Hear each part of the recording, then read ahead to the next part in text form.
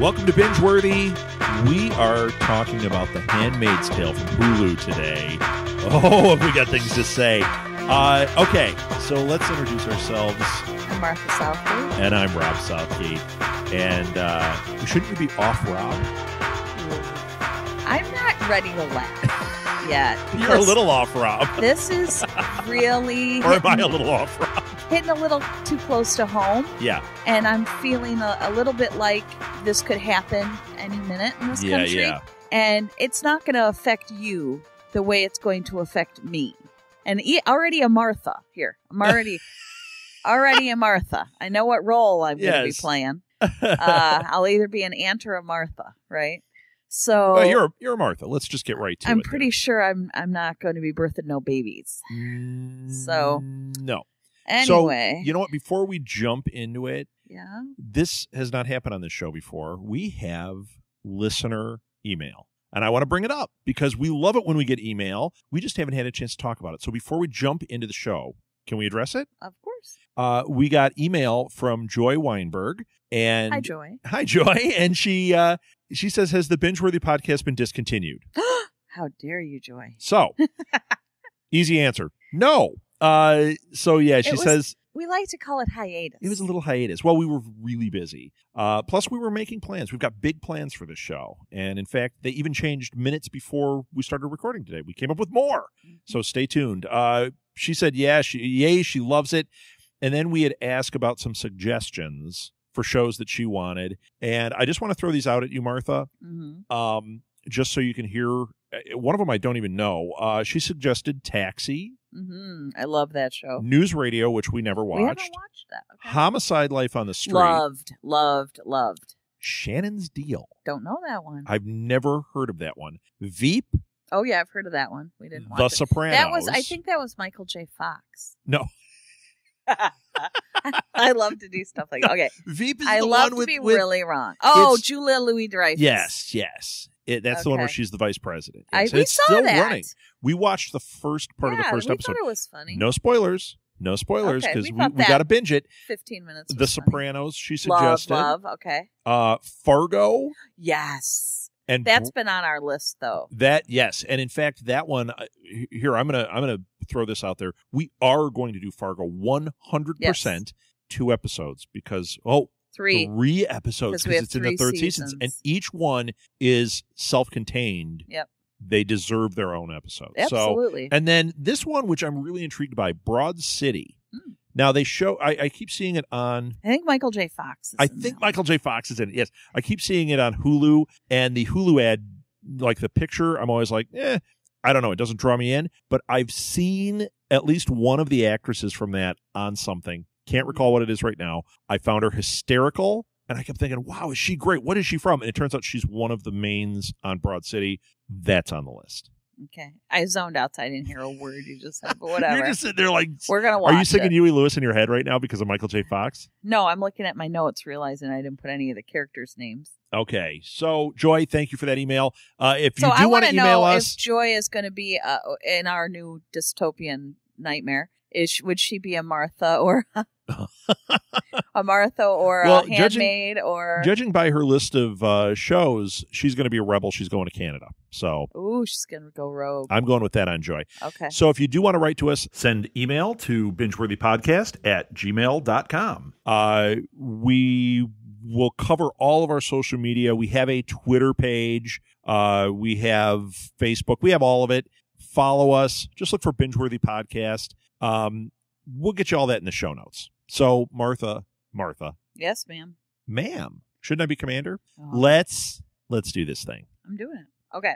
So, first of all, let's start with some background. So, the book was written by Margaret Atwood. Yeah. I read it back in the 90s. Love the book. I mean, it's very similar to the show in terms of how you handle, reading it and seeing it acted out live is a little when I remember you always talked about you loved it. Yes. And I'd see it on your nightstand, and I thought it was like remember the Geisha book that was so popular on that time too, and I was like, it's going to be like that. And you're like, no, it's science fiction. I swear to you. No, I you thought don't really you'd read think science it was fiction. like Fabio's on the cover. Like all the All those. You didn't read that. No, I don't know stuff. what they're called though. But Those are but funny. this just Okay. the romance novels. Yeah, but they're called something. Harlequin. Trash. Oh, Harlequin. Yeah, my aunt used to read all those. She was a very big reader of that Fabio stuff. fan. Yes. But no, I always thought it was that. And you kept saying, no, it's science fiction. And it was one that just always was on my list. Uh-huh. I don't know, we gave the book away or we lost it in one of our 800 moves. But when I saw there was going to be a show, I was like, oh, I really wanted to read that. We'll watch the show. I'll go back and read it at some point. So you read it. You loved it then. Yes. This was not what I expected. Bruce Miller created it. Yeah. Okay, off of Margaret Atwood's book. Yes. She does make a cameo in the first episode. She plays one of the ants. Oh. There's the one scene where Aunt they're Margaret? all gathered. I have one of those. Okay, really? I have very few brain cells firing, and you're distracting me. Okay, so we'll go back anyway. Yes. So she's in it. Watch for her. You can look up Which one part she is. Yeah, and then kind of I watch remember for when her. we watched it, you told me, we're like, oh, it's her, because it's real it was specific kind of fun what she does. to look for her. It's like Where's Waldo? Where's She's Margaret? Is she wearing a striped shirt Where's and a Anne? I red just hat? snorted. Dang it.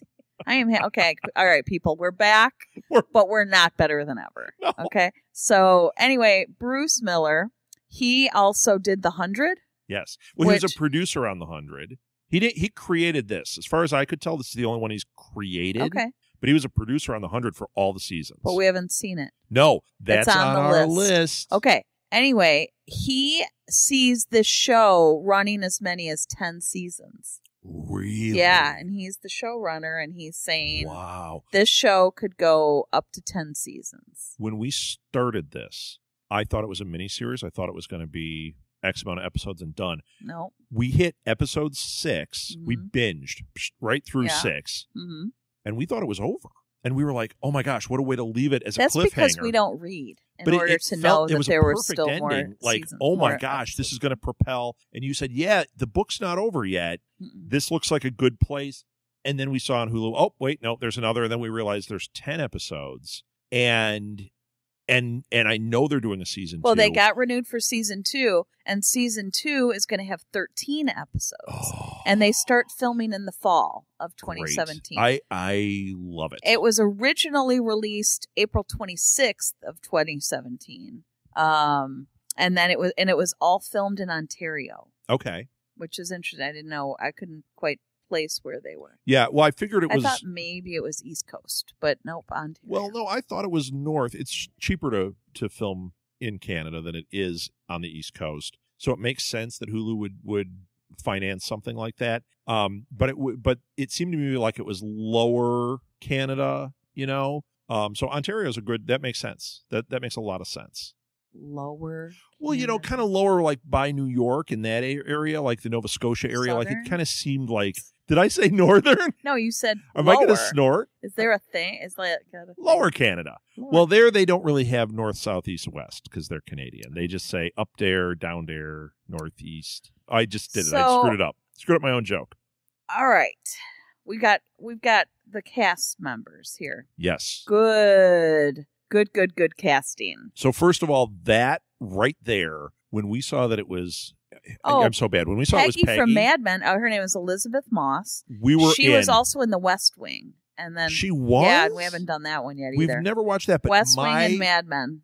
Gosh. We need to do Mad Men because we loved that show too. Yeah, we'll have to do Mad Men. But we loved her on Mad Men. Mm-hmm. And we were both like, right away, we're like, oh, it's Peggy. We're in. Done. Yeah. So she plays June, although now she's Offred. Offred, yeah. And because what they do in the show is you get any of the handmaids who are expected to bear children for the infertile world. Yes. For America has had something happen. We should explain that. So people are no longer able to bear children except for just a handful of people. And so they have picked these women and forced them into servicing powerful couples in order to, keep the population going. Right. And they so force they're them in into slavery. being handmaids. Then there are the Marthas, which are the women. Marthas are the women in the kitchen. Right. And then there are the aunts, which are the ones that are like the bosses of the handmaids. They're the capos for the handmaids. Handmaids, yeah. Mm-hmm. And then you have the men with their wives, but the wives the men have are no in charge. Power. The wives Right. are nothing, and the men are in control. But these handmaids they're prisoners. The handmaids are prisoners, and they have I totally forgot what I was saying before we went off on our little. That's okay. Oh, so they get paired up. The handmaids get paired up, and whatever the first name of the man in the house, they get their name. So it's of Fred. Right. So you are now property of Fred. Right. So she is a Fred. So Janine was of Warren. She was property of Warren, and then they get moved around. Off Martha. Yes, that's a that's lot how it more. works here. Lot more likely. You're a lot off Martha. I would be and I'm off so Martha. dead so fast in this world because no way would I be able to keep my mouth shut and not. No. Although you said it is funny. We're watching the first episode. You're like, well, I could be a Martha. I'd be a good Martha. I'd be really good at this. I could live in the house but and just work all in the the stuff kitchen. going on. No, it's a nightmare. It is a nightmare. In fact, of all shows we've watched, this one probably tweaked me the most. I had such a hard time watching. Well, it doesn't help with the political climate. Right, the climate that's going on right now is very difficult. It ties in to what we're seeing the here. fears that a lot of people are having, and that this could flip. Not just our politics, but the world. I mean, when you look at things that are going on throughout the world and the way women are treated and all that, it's awful. And this is really shining a light on scary. it. What's funny though is, and I don't mean funny like haha funny. I mean funny like it's a quirky thing. This obviously the production on this was not done like, hey, everything started to go to hell. Let's make a show out of this. This was obviously in production before everything got weird. Mm-hmm. So the fact that it reflects society so much, right, or the fear of this society so much, is amazing. Impeccable. It's kind of like when there's a Wilco album, where the Yankee Hotel Foxtrot album that came out on 9/11, and in it there's a song, "Buildings Shake," all this, and people have said it's like prophetic, like this just hit right at the right moment. No, I mean yes, but no. He was writing an album, and it had these allusions to it, but it's just that it fits that time period so well. Mm-hmm. Same thing. Well, here. and this book had been written a very long time ago. But... Right. But the fact that it was made now. So we've got Joseph Fiennes. Yes. Whom I love. I've loved him since Shakespeare in Love. Yes, he was great in that movie. He was in more recently. He was in American Horror Story. Yes. So he plays Fred. He plays her master. Yes. Elizabeth Moss's master, and then the wife is Yvonne Strahovski, and she's from Dexter. Well, she actually is from a show that we didn't watch called Chuck. Okay, but she was Dexter. The lead on Chuck for like 91 episodes. But Dexter, she was the girlfriend, the psycho girlfriend. Which we should do Dexter. Oh my gosh. We had a love-hate relationship with Dexter. We had a love-hate relationship with her on there too. Oh, she was so good. We thought she was great, but we hated who her character was. She was nuts. And we were just like, oh God, you want to protect Dexter. Yeah, it's so good. Okay, we'll do Dexter another time. So anyway, we got too much piled up. So that's her little world. Yes. And then their driver is Max Mangella, and he was in The Social Network, that one about Facebook. Uh-huh. And he was just in the movie The Internship. Oh, okay. Yeah. This year, I think. So they're the ones in that household, most of the ones. And then other standouts are Alexis Bledel from I don't even know. Sorry if I'm butchering her name. She's from Gilmore Girls. Rory. Oh, I forgot. And then Madeline Brewer is from Orange. So okay, Rob and I do every episode of Orange is the New Black. Yeah, as a podcast, the ironically titled Orange is the New Black podcast. So we have two of our friends on here. So Madeline Brewer was on Orange is the New Black. She's the one who plays Janine on here. Yes. And Samira Wiley is from Orange is the New Black. She plays Moira. Yes. And she's Poussey on Orange is the New Black. And she who actually... We love her so much. Also, just voiced the lead in the Walking Dead video game, Michonne. Walking Dead Michonne. Oh, she did? Yeah, Samira Wiley is Michonne's voice on there, so that's a nice thing because we love Walking Dead. So also. is it the Walking Dead, the Telltale game? Do you know? Walking Dead : Michonne. Okay, that's got to be a Telltale game. Is my guess, because those Telltale games for Walking Dead. If you're a Walking Dead fan, get them on your phone or your iPad. That first volume was so fantastic. And then we've got Ann Dowd, who is the one Aunt Lydia. Yeah. And she's from The Leftovers, which is another one that we gotta watch. Do you know people write to me at least once a week, friends of ours? Have you been watching Leftovers? Did you watch it? Oh my gosh, this show. Yeah. So we're gonna do that at some point. So anyway, fantastic cast, excellent acting. It's extremely well written. It's shot beautifully. Oh, yeah. And the use of colors and oh my gosh, the use of music. The first episode, when the end of the episode, they have Leslie Gore, "You Don't Own Me." Oh. And it is so well placed. Yeah. Well, it reminds me of Sopranos. Remember how Sopranos would end? Yeah. And the last song was always like, it's like perfect. And it would always be something a little quirky. Yeah, man. This show does a great job with some music. of the standout Simple Minds, "Don't You Forget About Me," Blondie's "Heart of Glass," Tom Petty's "American Girl," and my favorite might be Nina Simone's "Feeling Good." Yeah. It was so good. So well played. Yeah. So those are some of the things. The music's great. All of it. I mean, it got 100% approval rating on Rotten Tomatoes. Wow. 100%. 100%. 92 out of 100 on Metacritic. And it's nominated for 13 Emmys. 13. That's incredible. So, fantastic. And Elizabeth Moss is one of the producers on it. Yes. So, I mean, this for her, and I know that because of this show, she does have another show she is producing that is, it's kind of, if I remember right, it's like The Scarlet Letter. Ooh. So it's another period piece. I would like that.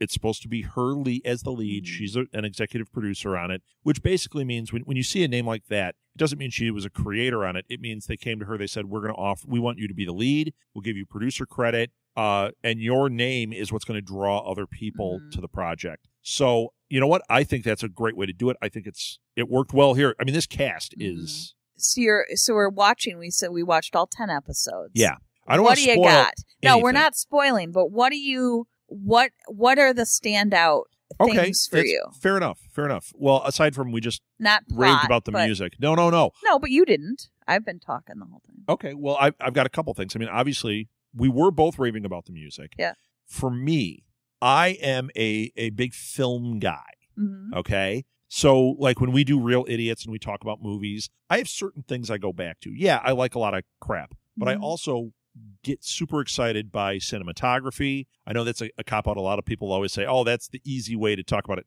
No, it's not. Mm-hmm. The cinematographer on this is astounding. Yeah. In fact, one of my favorite things about film, now I talk about plot a lot, and we're going to get into that too, writing, but one of my favorite things about film... Did you just say raining? No, writing. Oh. Aside from writing, is I love when I can see the artistic eye, when I see imagery that sustains. This show, the shot they use in the little promo where she's standing in front of the wall that's covered in blood and they're having to wash it, that is forever burned into my head. Yeah, I agree. The shot of... That's why I said the color. Like, you can't... Yes, the use of color. It's just unbelievable. There's a lot of film techniques going on here that are just... They're at a higher level. It's why you TV don't usually see them in TV. Well, we do now. Yes. Prestige TV we do. Yeah.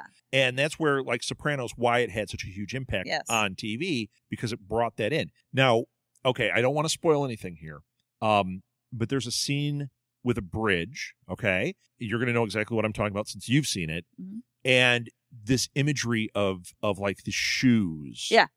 It is something that it's like a photograph.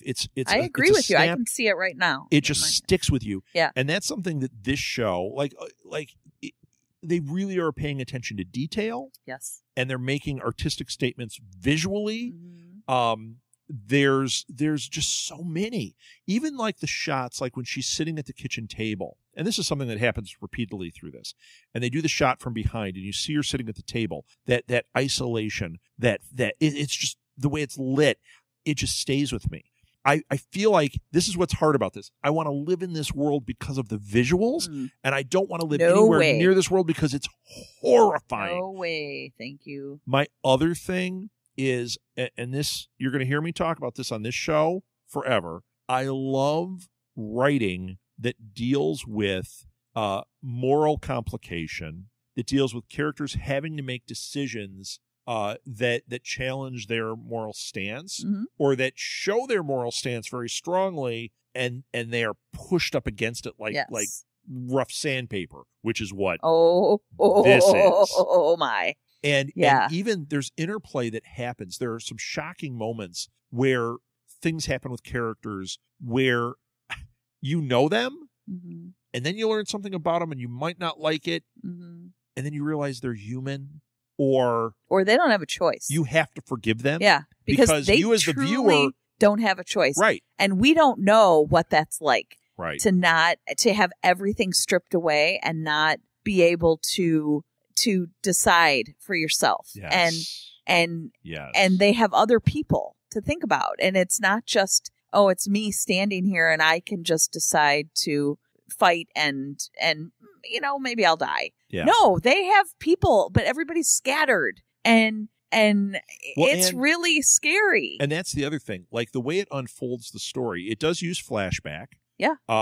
And a few times early on, you were I was a little confused as to where we were. Like I had to think about it for a second. Like, is this a flashback or is this now? Just because of the way it. Yeah, usually you could tell by the clothes and everything. Right. Usually you can. In the very beginning, it's a little tricky. Once you get the language of the showdown, no problem.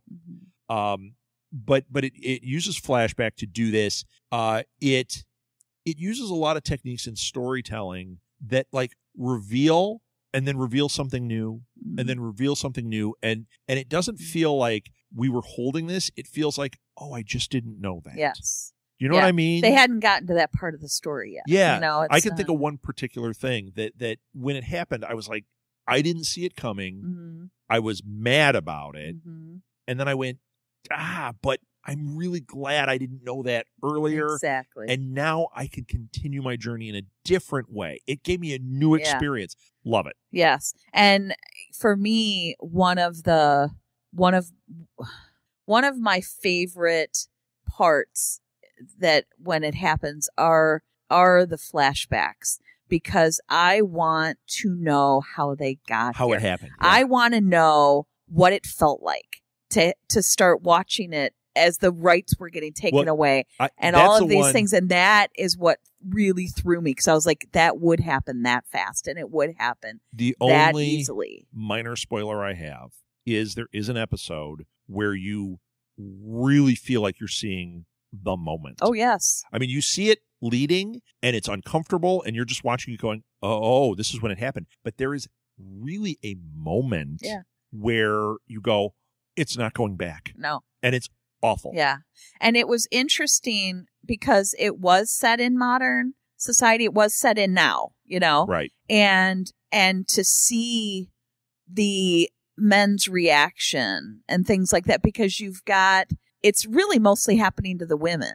And well, no, it is. But you know what? There's a lot of men that are really uncomfortable with it. It seems That's what to I'm be, saying. But it seems to be a core group. I'm going to say our 1%ers, even though that's not what it is. It's that like the 1% that gets the power. Right. The women become inconsequential. They become slaves to it.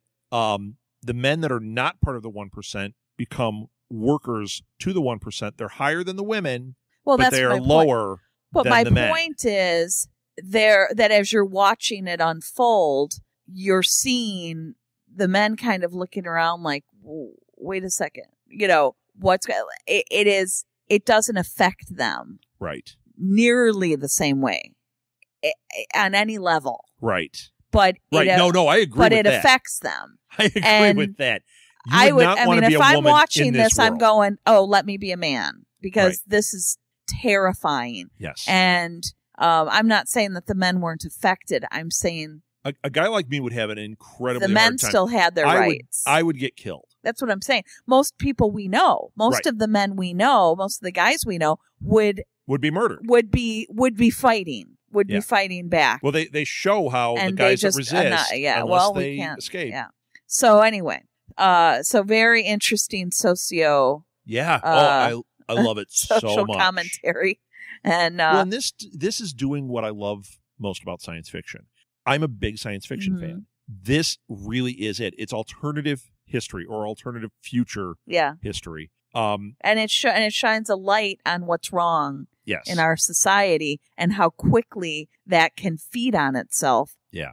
And I'm a turn huge fan into of this. dystopian stories like BioShock, things like that just and this really boils it down to its most They're just trying basic. to get it back to a puritanical society. Right. And so the wives are on board right. of these powerful men. They're going, yes, let's do this, knowing that they're going to be submissive when this is all over, that they want that role. Right. But nobody else in the country is choosing that world and they're dictating. So it's really unbelievable. I don't know if they particularly like it when they get it. I'm not saying they do. I'm saying they chose it. They chose it, yeah. Whereas the other women don't get to choose. No. They didn't get that choice. These women helped make it happen because they wanted that type of society. Yep. But be careful what you wish for. Be careful. So what do you rate? Okay, so we do our thing. It's as if no one could tell. For Bingeworthy, we say no. This might be different. We have binge it, like sit down and binge it. We have space it out. Binge the heck out of it. Yeah. We have and then worth the watch. Yeah, worth the watch or terrible, which I highly doubt that we're ever going to get to terrible on here. Oh. Unless we get somebody who votes us to do one. Yeah, we've seen some terrible. Yeah, but we usually don't make it. Right. But now we're going to be held to it if somebody says, watch blank. We named a bunch at the beginning of the Joy named. I'm sure those are all good, but what if? What if we started watching, now we love Taxi, but what if we started watching Taxi and we're like, oh my gosh, this is not our thing at all. We might have to say. If it didn't hold up. Yeah. It's not as funny as it used to be. It's not so good. We're going to have to say. So generally, it's going to be in those three top categories. So what do you say? Do you say? I say binge the absolute heck out of it. I could sit and watch easily 5-6 episodes right now. I mean, it's unsettling. That's why I said you almost want to live in the world because of you how just it's so can't, fascinating. Yeah, you just can't. You're just trying to. But I don't want to live there. Wrap your head around it. None of it. So I say binge the heck out of it. What do you say? I am caught between two. I am caught between binge the heck because I do want to binge the heck, but it's like a really fine meal, and we spaced it out the last couple episodes just because of timing, and I kind of liked letting it sit, letting it process before moving on. Well, you're going to be really sad when it's over. Yes. Like we're in mourning right now because we have to wait a year. We have to wait a year. 2018, the next season comes out. So so if you're going to binge the heck out of it, maybe then go back and then do it really slowly. Yeah, like binge it really fast and then go back and watch it again. Because you might not be able to control yourself binging it. Because we had a hard time with that. But just do it. Push through. Like go do it. Yeah. So I'm going to say binge the heck. Binge the heck, but then go back and watch it again and then savor every episode. So that's our official category. Binge the heck. Binge the heck. Yeah. Binge the heck. All right. We're done. But yeah, I agree with you. So that's it. So I just want to give our Twitter, because it is different than what I said at the top of the show. The Twitter account for Bingeworthy is at SMG Binges. So it's Southgate Media Group is why we have SMG. SMG Binges, BINGES. We've got a lot of followers now. We're going to be picking up a lot more because we're back. We're doing this show. And if you have suggestions for binges you'd like to suggest, or if you have comments, you want to talk about some of these shows, follow us on Facebook, Follow us on Twitter. Get in conversation with us. If you want to write to Martha and I, send us an email at southgatemediagroup@gmail.com. And some upcoming. Schitt's Creek.